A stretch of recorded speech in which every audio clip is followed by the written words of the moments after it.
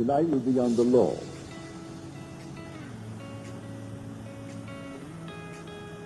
I think you'll find it a very practical evening. But remember, you are the operant power. It doesn't operate itself. But all day long, whether you know it or not, you are operating it. Nothing appears to us in perception which cannot be duplicated in fancy. Consequently, the world perceived always resembles our private fancy, and is therefore, as far as the evidence goes, imaginal in character.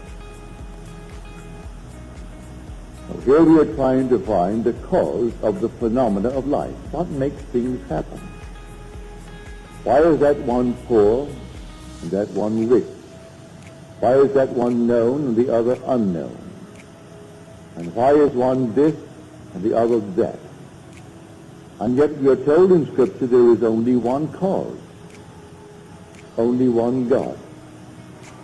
Hear, O Israel, the Lord, our God, the Lord is one. There aren't two gods, there's only one God. But we have to find out who this one God is. If I should speak to you now and speak of your God, the chances are, and you can give it any number you want, 1,000,001 or trillions in one, that hearing the word your God, that your mind will instantly think of someone or something external to yourself. I do not care how you form it, but you will think of God, your God, as external to yourself. But if I spoke of your imagination, I am certain you will think of no one but yourself. Could it be that your imagination is the God of Scripture? If you read Scripture carefully, you will find that it is. There's only one creative power. We are told in the 32nd chapter of the book of Deuteronomy that I, even I, am He, and there is no God beside me. I kill, I make alive, I wound, I heal, and there is none that can deliver out of my hand. From this we see that the creative power of the world, the creator of the world, is like pure imagining in ourselves. He works in the very depths of our soul, underlying all of our faculties, including perception. But he streams into our surface life, least disguised, in the form of productive fancy. So you see anything here through your senses. Shut your eyes, close your senses completely, and you can reproduce it in fancy. Does it teach me anything? Well, I'll tell you, it'll teach you everything if you'll believe it. If I can get you to accept the true God, the only true God, which is your own wonderful human imagination. Does Scripture teach it really? Yes, Scripture does. And the word of the Lord, the word translated Lord, is the Hebrew Yod He Vav He. It's not sounded, although we do try to sound it, it can be translated as the Lord, and sometimes Jehovah, and sometimes they'll translate it, which they shouldn't, say as God. But the Lord, yes. The word Jehovah, yes. Well, the word Jesus begins Yod He Vav. So here we find the same root in the word Jesus. Therefore they called him the Lord. And the word of the Lord came to Jeremiah, saying, Arise and go down to the potter's house, and I will let you hear my word. So I went down to the potter's house, and there he was, working at his wheel. And the vessel in his hand was spoiled, that he was making of clay. But he reworked it into another vessel, as it seemed good to him to do. Well, the word potter, you think in terms of a man. I know in little Barbados, where I was born, I would go up to the potter's field. And there he was, working these things out of clay. Things where we would put the normal water into it, and in some strange way, it chilled it. You could always depend upon a nice cold glass of water if poured from what we called the monkey. It was a thing made of clay, had a little clay top, and an open thing like a huge big teapot, but made of clay. In the hottest moment of the day, if you poured it from that clay, it was always nice and cold. And so I can see him now form the entire thing with his hand. But in Scripture, the word potter means imagination. You'll find what I've just quoted in the 18th chapter of the book of Jeremiah.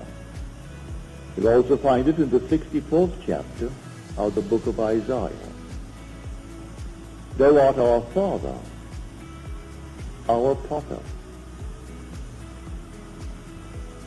Who is the Father? Well, the Lord. Well, the true translation of the word Lord, which is Yod He Vav He, is I am.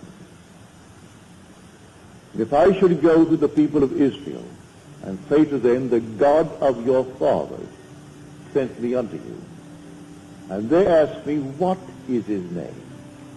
What shall I say? Say to them, I am.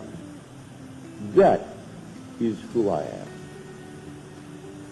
Say to them, I am has sent me unto you. Not the Lord has sent me unto you, or Jehovah has sent me unto you, or Jesus has sent me unto you, for these always takes the mind outside of self. But say to them, I am has sent me unto you. You want to know his name? Just say, I am. That is who I am. That is my name forever. And by this name I shall be known throughout all generations. But man will not bring himself to believe that that is God. He will not bring himself to believe that his own wonderful human imagination is God. And that is God, that forms everything in this world. There isn't a thing that you now see in the world but what it was once only imagined. Their image preceded the objective fact. So objective reality is purely produced through imagining. The suits you wear, the dresses you wear, the chairs on which you are seated, the building that now houses you, everything was only imagined. And then it became an objective reality. And we think the objective state is its reality. And it's not so at all. That which is the imaginative image is its reality. Destroy the objective fact, I can reproduce it from the imaginative image. It is all within us. Our own wonderful human imagination is the God of Scripture. Now we are told all things were made through him, and without him was not anything made that was made. He was in the world, and the world was made through him, yet the world knew him not. So you walk the earth as the cause of the phenomena of your life. You could be, if you are vivid in your imagination, be influencing the imaginations of unnumbered people, and you, unseen by them, are the cause of the phenomena of life. If they are passive, they fall under your influence. If you are powerful in your imagination, you are creating the phenomena of life. And those who are not in control of their imagination, who are moved by the wind of every little rumor, every opinion, they simply sway from side to side as you, in control, move them. You are the one treading in the winepress, and no one knows it. You could be in a dungeon, serving a long, long span of time, and while there, eaten up with a desire. And then in your silent moment, you are completely in control of that vivid, creative power of the universe, your imagination. And you influence all the people of the world. For all things by a law divine, in one another being mingled. I couldn't see you if you did not penetrate my brain. I couldn't hear you if you didn't penetrate it. So all things by a law divine in one another's being mingled. The whole vast world is one. You in control of the creative power, which is your own wonderful human imagination. You can sway the entire vast world. If you can't do it, as some dictators have tried to do it, they bring in their propaganda machine. And then they try to force man into a certain shell, into a certain state. And quite often they succeed up to a point. But you, without the aid of any machine in this world, you can change the structure of your world by the control of your own wonderful human imagination. That is God. That is the Lord spoken of in Scripture. That is Jesus. Or can you imagine? Well, that is God in operation. God only acts and is in existing beings or men. But how does he act? As I imagine. I imagine anything. See now that I, even I, am he. I kill and I make alive. I wound and I heal. And none can deliver out of my hand. I raise my hand to heaven and cry, I live forever. That's the immortal you. It cannot die. When you say I am, it cannot die. It's not confined to the little garment that you're wearing. That's a mask that you put upon yourself that you may be seen in this world of shadows. But you are not the mask that you wear. You are an immortal being, and that immortal being is God the Father, as spoken of in Scripture. But I would like you to begin to feel it is simply I am. And by that, imagination.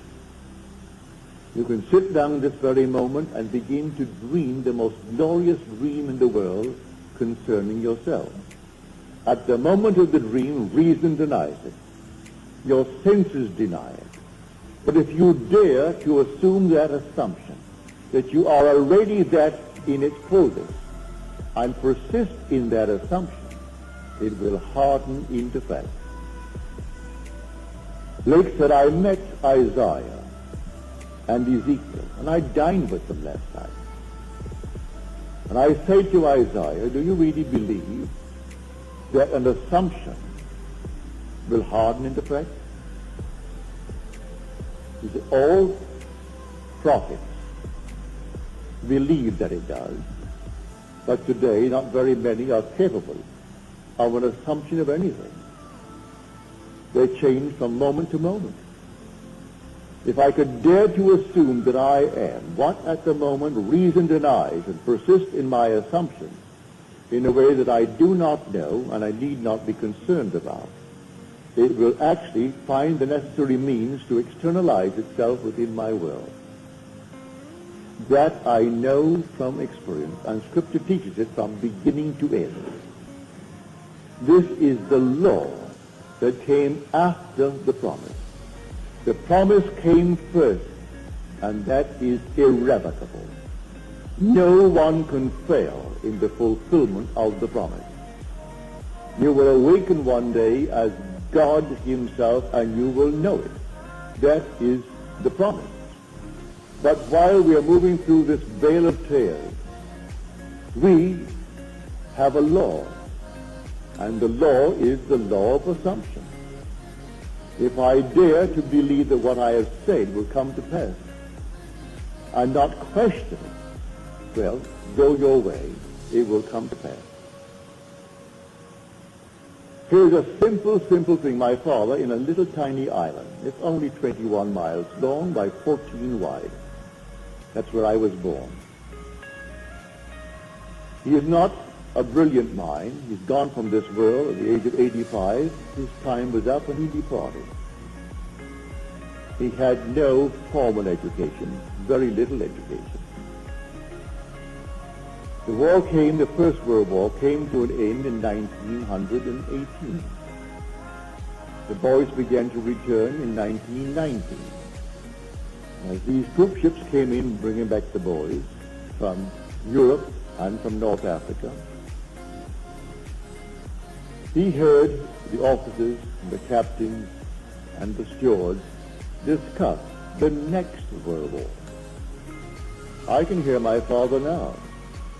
For in 1919, I was born in 1905, so here I am, 14 years of age. And all of us are now growing up, young men. And my father said, we'll have another war in 20 years. It'll break in 1939. Mother said, Joseph, why do you say that? Look at all of our boys. They'll all be ready for the war. Why do you say that? And there were 9 boys, 1 girl. He said, it will happen in 1939, 20 years. He even named the 2 sides and placed Italy on the side of Germany and Japan on the side of Germany, leaving England and France and Russia. He didn't mention the others. They were naturally, he took it for granted that America would come in to defend the liberty that we have inherited from England. What we now call the Bill of Rights. All this is part of the foundation of that English-speaking world.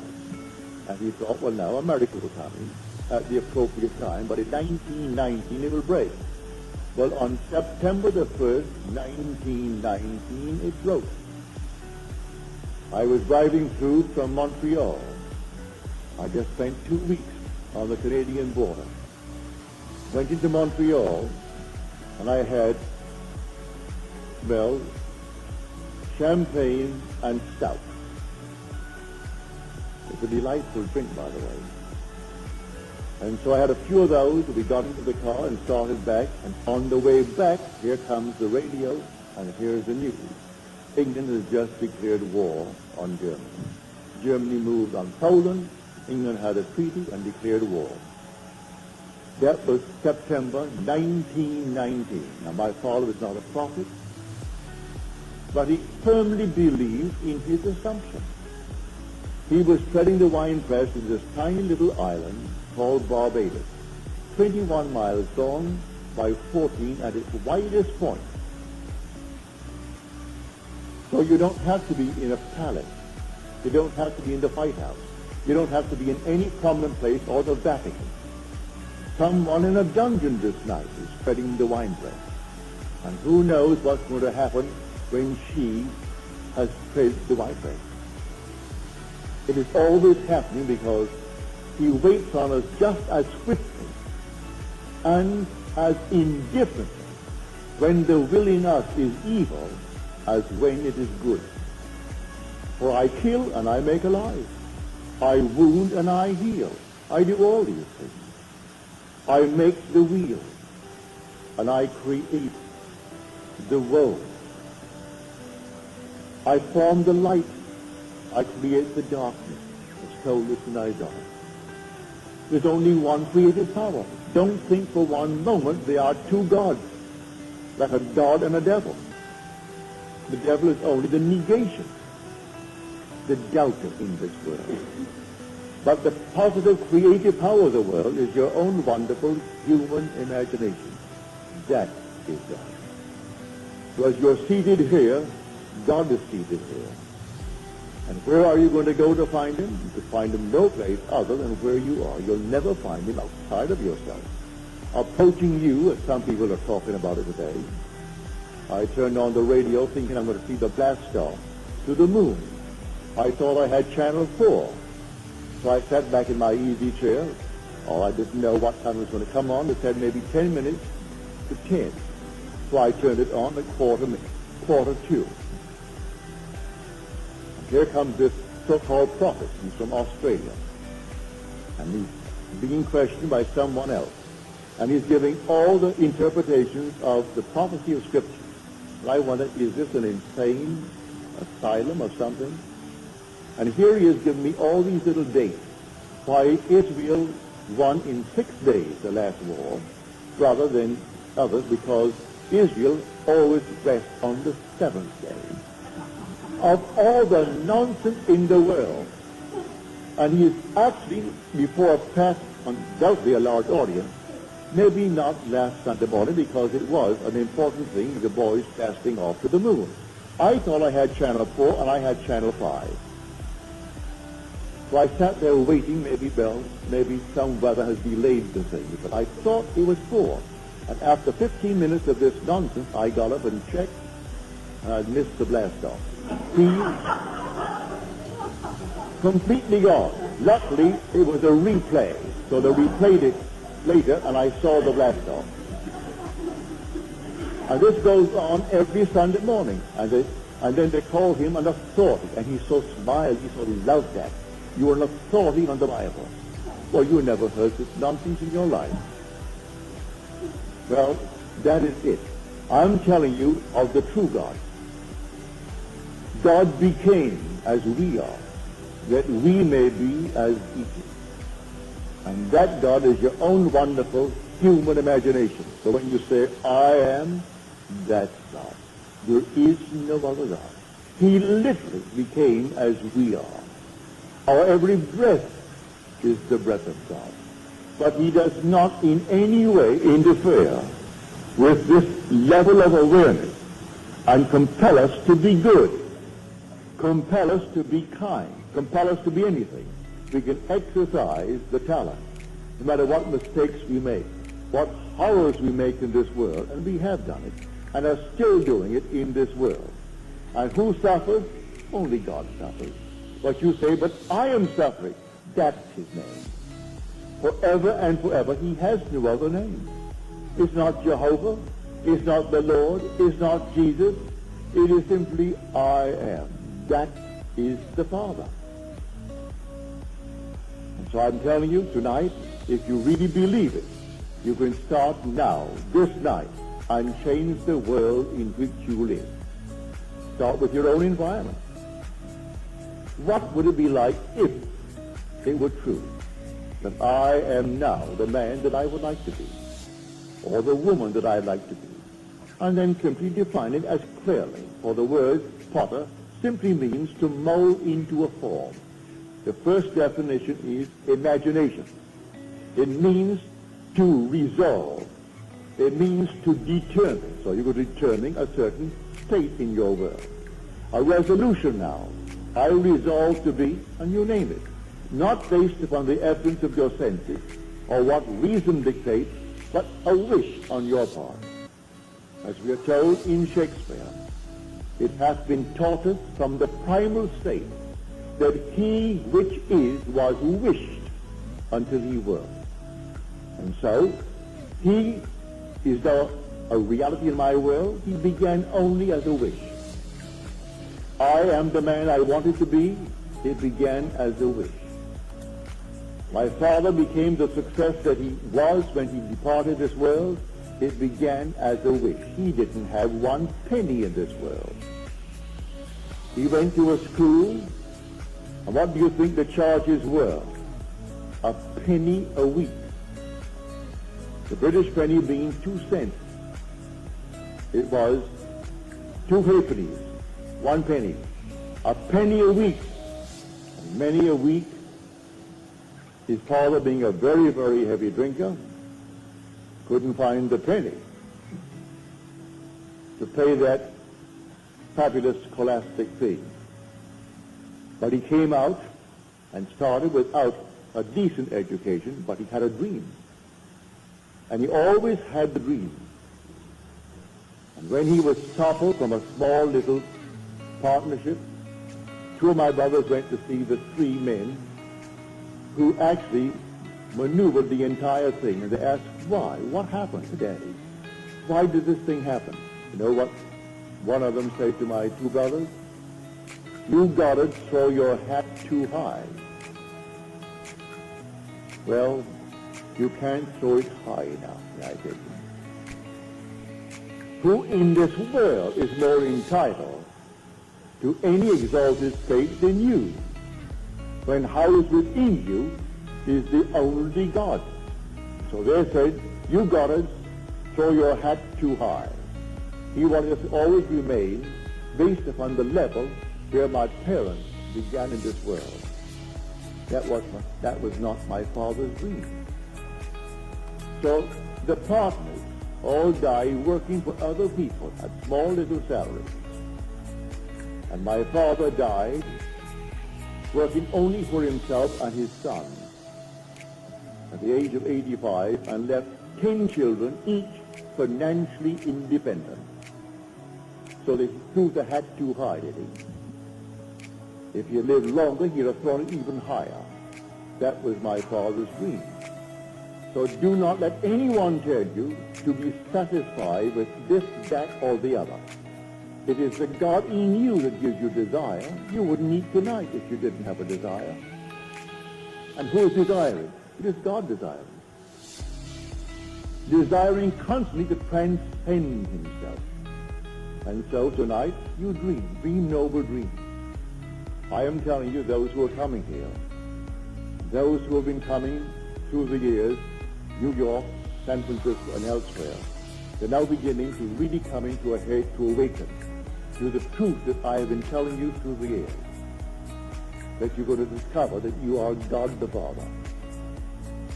Thou art our Father, yet our Potter, and we are the clay in thy hand. The day will come you'll discover why he calls us the clay.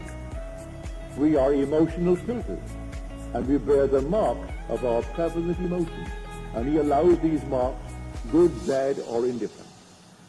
He does not in any way dictate what I should entertain as a thought. All right, entertain it. So I want to feel sorry for myself and go out and eat worms. Go and eat the worms. Have some more. That's exactly what he does to all of us. No compassion whatsoever. Not to think for one moment that he's going to stop you in the act. He allows you to completely run your own world, as it were, and make all the mistakes in the world. Thou hast delivered us into our iniquity.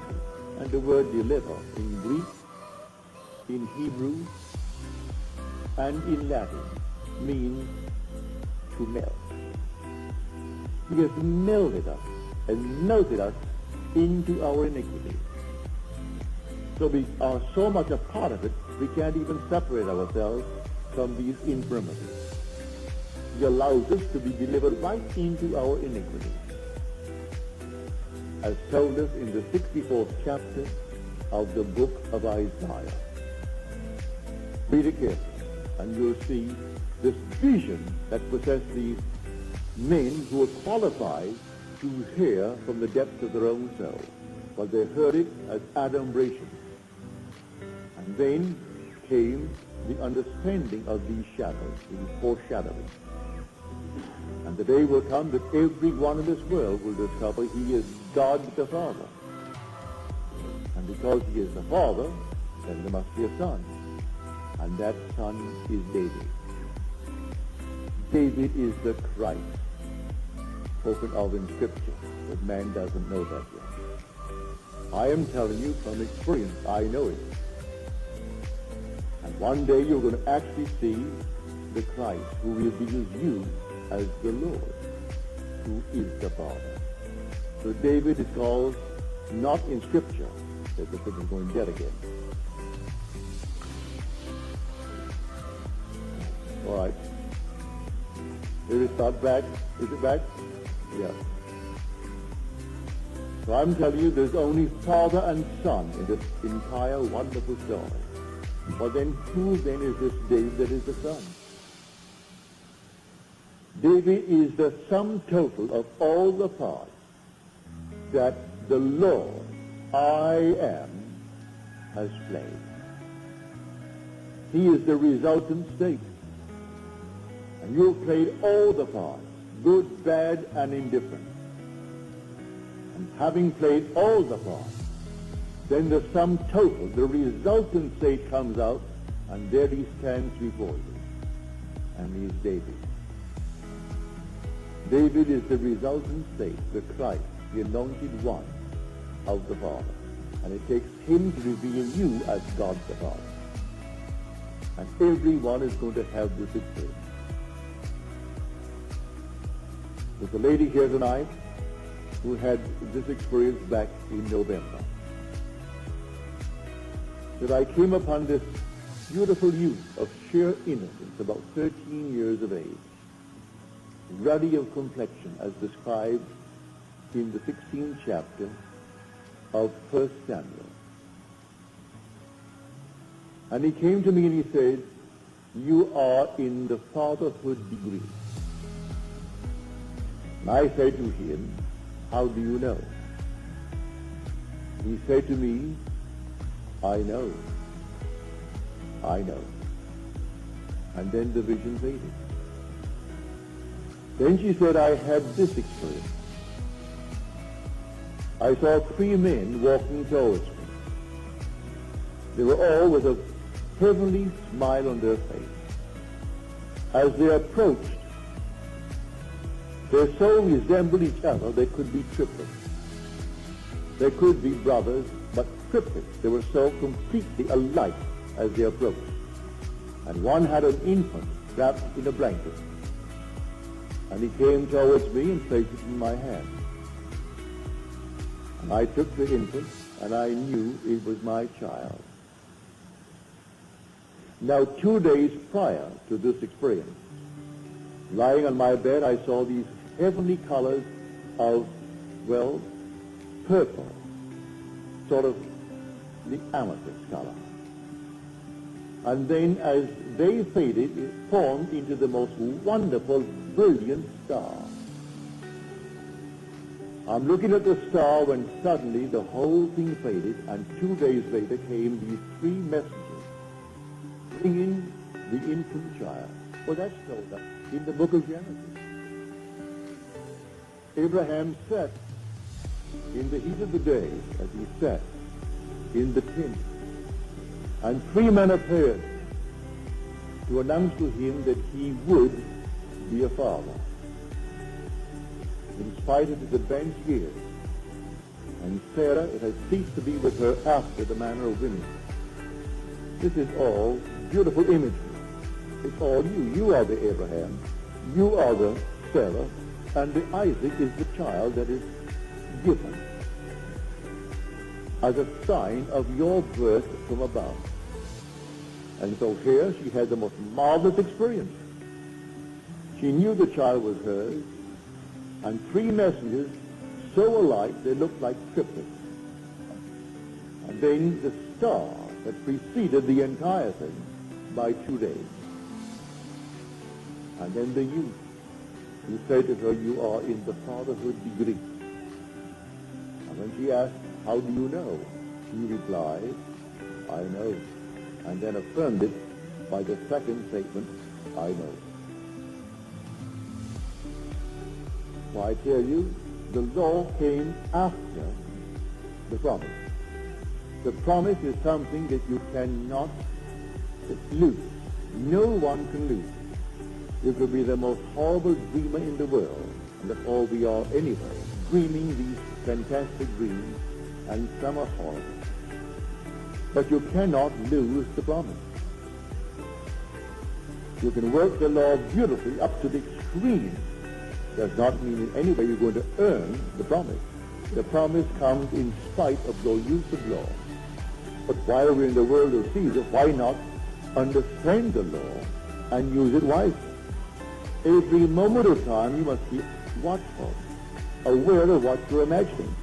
The point of change circumstances before you change your imaginary activity is the struggle against the very nature of things. Because your imaginary activity is actually producing objective reality. And so until I change that which is the cause of the phenomena of life, I'm going to reproduce the same thing in my world. So start tonight to change it by changing the imaginal activity. Here, Fawcett said, and I think it's a very marvelous statement that he made, the secret of imagining is the greatest of all problems, to the solution of which all should aspire. For supreme power, supreme wisdom, supreme delight lies in the far-off solution of this mystery. There are so many facets to it. Here I stand, and I say I'm all imagination. But am I really here based upon the evidence of my senses? Can I not block out what my reason and my senses are dictating and be elsewhere? Can I not imagine myself to be elsewhere and view the world from there? Instead of wanting to be there and viewing it from here, which tells me I am not? Well, try it. You can be any place you want to be in this world. Man must be wherever he is in imagination, for man is all imagination. So I will simply imagine myself to be elsewhere, if that's where I want to be. Or to be other than what I am, if that's what I want to be. And view the world from that assumption.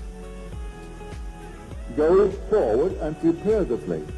Because wherever the sole of your foot shall tread upon, the same gave I unto you. Wherever the sole of my foot treads, he gives me. For they don't remain here all the time if I want to be elsewhere. And the elsewhere need not be spatial. It could be in a financial manner. It could be in a social manner. It could be in any manner. And so I would dare to trade on a different level.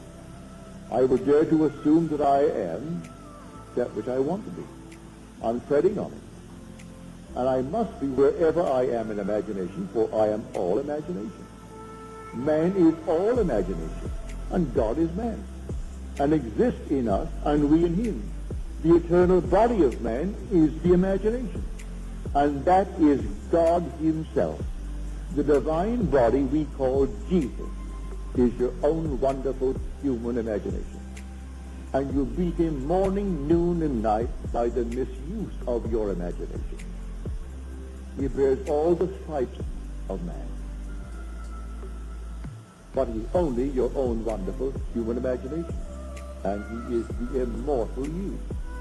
One day he will awaken in you, not as another, but as you. That these fellows go forward believing that some strange thing is going to happen, and he's going to come out of the clouds and shake their hand. They'll wait forever. When he comes from within, because he is within. Do you not realize that Jesus Christ is in you? Unless, of course, you have failed to meet the test. Examine yourself to see whether you're holding to the faith. Jesus Christ is in you. Do you not realize that you are the temple of the Lord and the Spirit of God dwells in you? If he dwells in thee, why look on the outside for him to come? When he comes only to awaken within me, because he's already within me. He awakes within me as the very being in whom he awakes. And then I see confirmation of that when I see the resulting state daily. And this handsome, wonderful, you can never want can paint. Oh, they can attempt it, but you can't paint or sculpture the beauty of David. He's beyond description. Something alive that you cannot describe. That's the resultant state of all the parts that the Lord has played. And who is the Lord? I am. So you're told you will die in your sins unless you believe I am He. Now this person believes in an external God. They find it so much easier to stick Him on the wall and cross themselves and get lemon genuflect. That's done.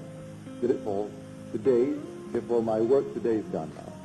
We'll do it again tomorrow. Meanwhile, I go about my business doing all kinds of nonsenses with my imagination, and I think I serve the Lord. It's not something you do once in the morning before some little thing on the wall. It's something you do 24 hours a day. You carry it right into the dream world with you. And there your reactions are, as they should be when you're awake here. That you're completely in control of your wonderful human imagination, for that's God. That's the creative power of the world. So take anyone, wherever he is, and just try to lift him up to something other than what he seems to be, if he wants to be other than what he is. And they ask him to persist to the best of his ability in that new assumption, and to feel it as you would through the flow. It's new when you first buy it, wear it for a week, it's old stuff. The first day you put it on, you think everyone knows you're wearing a new suit. And really no one does. But you do, and so it's what you do. And so after a little while, it's an old suit. So put on the feeling. It's like something new when you first put it on. And wear it. And then after a while, it becomes so natural. And then it objectifies itself in your world, and you become exactly what you've assumed that you are. For an assumption, though false, if persisted in, will harden into fact. You try it. Who would have thought an insane person like a Hitler or a Stalin could, by a mere assumption, rise to the height that they did and actually control intelligent men and women, 100 million Germans, the other 200-odd million Russians. And they could destroy them with impunity. Killed millions with impunity. They weren't put on trial. Yet both were thieves and robbers before they actually moved to that position. Stalin was a bank robber and served time for it. And yet they honored him over the years he was there, knowing all along he was insane. Well, you can't conceive of a man called Hitler sane. He was just as insane as anyone could be. But he did assume, and boldly assume, and he lived in it. That's what I mean by this strange, peculiar law that kills and makes alive. And it wounds and it heals. It makes the dark and creates the light. It forms the wheel and still creates the world. It does all things, and no one can deliver out of his hand. So it's entirely up to us. What are we going to do with this creative power in the world when we ourselves are that power? You don't say you're going to take it from outside and use it. We are the power. We are the creative power of the universe. And that power, the world calls God, but in calling it God, in calling it Jehovah, in calling it Lord, they are missing the point. Because they put it on the outside. If you really know, read the 3rd chapter, the 14th verse of Exodus. That's where the name is beautifully described for us. And when I come to the people of Israel, and I tell them, the God of your father sent me to you, and they say, what is his name? What shall I say? Say unto them, I am. That is who I am. And when you go to them, you just say, I am. has sent me to you. And that is my name forever.